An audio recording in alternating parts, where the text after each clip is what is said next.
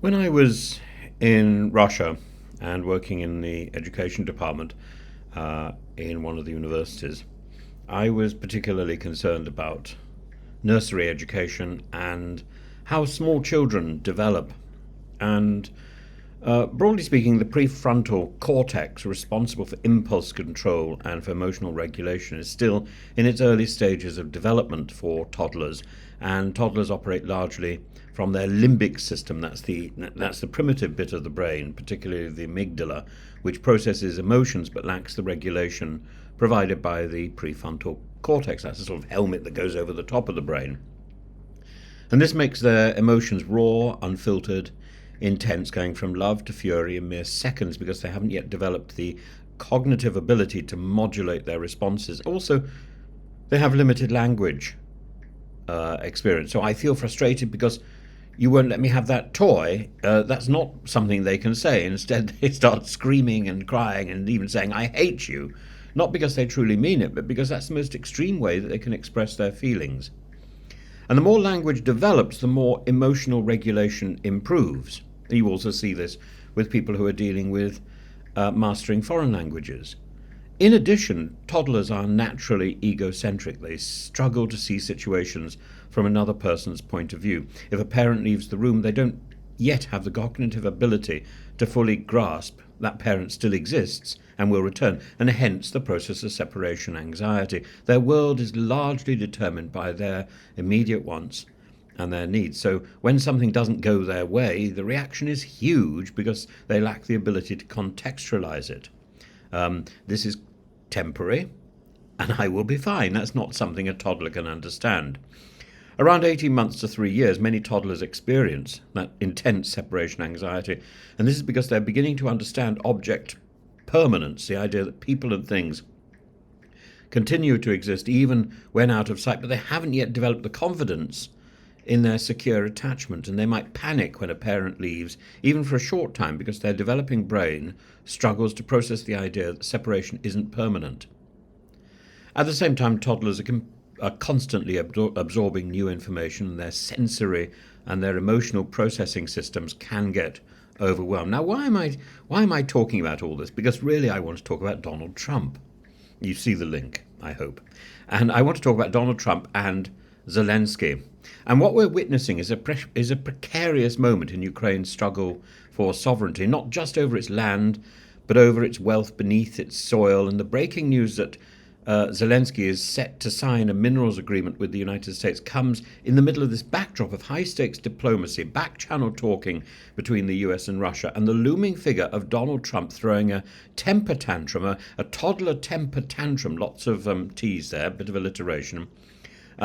Trump, whose bombastic rhetoric oscillates between cajoling and outright bullying. He is a toddler. And we must first address Trump's characterization of Zelensky as a dictator without elections. This is a statement so rich in irony that even Oscar Wilde would struggle to outdo it. Trump, who had once famously suggested postponing the 2020 US election, is accusing a wartime leader whose country is under martial law of dictatorial behavior. It's the linguistic equivalent of a child screaming, I hate you, in the middle of a supermarket because they didn't get the toy they wanted, or that they'd just seen. The problem, of course, is that this child, Trump, the child man, wields the power of the US presidency. He controls the world. And Trump's hyperbole is not merely an expression of personal pique. It serves a strategic function, he thinks. It's also a negotiation tactic. It's designed to pressure Zelensky into compliance by eroding his legitimacy. But it also disturbingly sends a signal to Moscow that Washington, under Trump's leadership, will not continue unquestioningly to support Ukraine, and the language is therefore...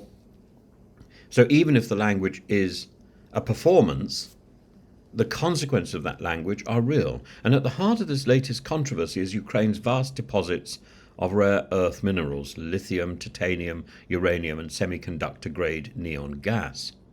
And these resources are vital for global technology and energy markets, and Trump's insistence that the US should gain privileged access to them as compensation for past military aid to Ukraine marks a fundamental shift in how Washington views its support for Kyiv.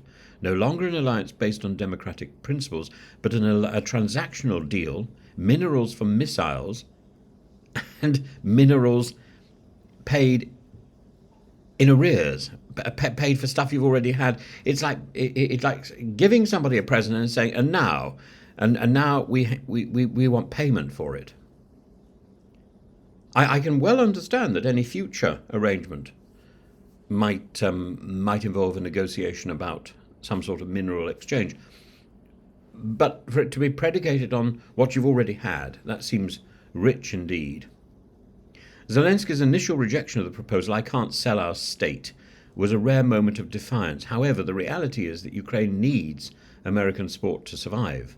And by signing this deal, Zelensky may secure a much-needed economic partnership with the US, but at the cost of conceding a narrative that Ukraine is little more than a vassal state paying its debt to its big brother benefactor. It's an uncomfortable position for any leader, let alone one fighting a war for national sovereignty. He is now attacked on two sides, and he has to make compromises and make deals simply to survive. More alarming than Trump's verbal attacks is Ukraine's exclusion from direct negotiations between the US and Russia. The recent meetings in Switzerland, following the official US-Russia talks in Saudi Arabia, mark a clear effort to shape the future of the world and of the war without Ukraine at the table. Trump's narrative that Ukraine started the war is, of course, a blatant distortion of history. It's again a toddler temper tantrum, but it serves his purposes well. It's a child who's overheard something on the telephone and repeats it verbatim. If Ukraine is the aggressor, then the US is under no obligation to continue its support. And if Ukraine acts on the principle that it recognizes the US's importance, then again, it's about twisting reality and twisting responsibility. And it's very worrying. And the imagery from Riyadh is stark as well, smiling American and Russian officials, while Zelensky fumes from the sidelines. The Biden administration, for all its faults, never wavered in its commitment to Ukraine's sovereignty. Trump, by contrast, appears to be floating the idea that Ukraine should have struck a deal with Moscow years ago, and that Kyiv's continued resistance is nothing more than inconvenience. And the consequences of these talks are immense. If Ukraine is not at the table, then it's on the menu. And for Europe, Trump's shift away from unconditional support for Ukraine presents an existential crisis. Europe's NATO members who poured military aid into Kyiv now find themselves watching as Washington inches closer to a peace deal that could freeze the conflict in Russia's favour. And there are divisions among European leaders. Some, like Starmer, insist that the US security guarantee is essential. Others, like Giorgia Meloni, remain sceptical of any NATO troop deployment to Ukraine. If Trump forces a peace settlement that cedes significant Ukrainian territory, will Europe stand by and watch, or will it attempt to chart its own course independently of the US? The latter option would require a level of military and economic unity that the EU has struggled to achieve, and it would also compromise the reality of NATO. So Zelensky now faces a grim set of choices. His options are as follows, and I think there's four. First, he can sign the minerals deal and secure economic partnership with the US, and he seems to have opted for that. This ensures American investment in Ukraine's future, but it comes at the cost of reinforcing Trump's narrative that US support must be transactional. Secondly, he can resist Trump's demands and risk diplomatic isolation. That would be a bolder move, but one that could leave Ukraine dangerously exposed, especially if Trump continues to erode US support for NATO. He's not going down that route, it seems. Thirdly, he could pivot towards European allies for security guarantees. This would be a desperate attempt to counterbalance Trump's unpredictability, but Europe's military capabilities are not yet sufficient to replace US backing. Fourthly, he could seek alternative patrons, and he's already doing a bit of that. So he's doing a bit of number 3, and he's doing a bit of number 4. Alternative patrons like China or Turkey. Now, Turkey is saying, well, we had a deal on the table, the deal was very close, and then suddenly it evaporated. And did it evaporate because of something Boris Johnson said? Now, that is the Russian narrative. If Boris Johnson had said something, I think Boris Johnson wouldn't be able to keep his mouth shut. It would be all over his memoir. He would be crowing about it within days of having said something, but he hasn't been crowing about it.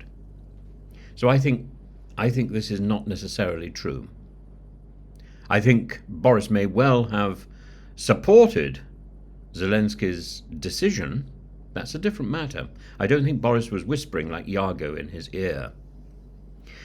Now, looking to China or Turkey, it's a long shot given that both Beijing and Ankara have their own strategic interests that don't necessarily align with Ukraine's survival as an independent state. But I think there's a lot to be said for President Erdogan's desire to wield influence in the area, let's say, and there's a lot to be said for China's interest in that area. I was just travelling through Serbia, and there's a lot of roads with Chinese slogans and Chinese adverts on them. China has a long stretch, and a Ukraine-Chinese pact would probably go a long way to undermining Putin. I don't think since the Sino-Albanian pact that there has been such an opportunity for China to be heavily involved in a European country. This is an opportunity. And I think it's a bold one and a positive one. I don't take the view that China is an enemy. I think China is looking for a job, and this may be one. Zelensky's decision to move forward with the mineral deal suggests that he's trying to hold Trump to his self-professed role as a deal maker. However, Trump's history of erratic diplomacy suggests that any agreement today could be torn up tomorrow if it no longer suits his narrative.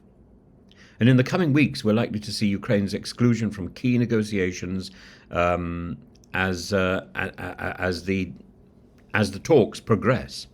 If Trump continues to drive a wedge between Kyiv and Washington while making overtures to Moscow, then Zelensky will find himself increasingly isolated and paying the price for that in terms of the minerals, forced to accept terms dictated by others rather than shaping them himself. And who is the person in this story who has had personal experience of modern warfare and resisting an aggressor? That's Zelensky. It's not Trump. The only difficulties Trump has faced in his life is being taken to court for people that he's inconvenienced, let's say. As for Trump, his rhetoric remains as unpredictable as ever, but one thing is clear, and is becoming much clearer: the fate of Ukraine is no longer just a question of battlefield strategy, which they get right and get right and get right, but of political survival, which is something that, frankly, a clever operator can just about manage when they can see all the pieces on the board. But when one of your own allies, like Trump, a senior player on the Western side, behaves so erratically and uses language in such an impoverished and childish way, then it makes it very difficult to know what the next move is. Political survival in an increasingly transactional world order is a tall deal. If Zelensky manages to outmaneuver, and this would be difficult, if Zelensky manages to outmaneuver Trump's tantrums, and remember, Zelensky trained as an actor, and he has a legal training as well. If he manages to outmaneuver Trump's tantrums, so he understands emotion and he understands law, he must play the long game, ensuring that whatever agreements he signs today do not bind Ukraine into a future where its sovereignty is at stake. And I think there's very few politicians in the world today who have the background and the emotional maturity Zelensky almost certainly can command.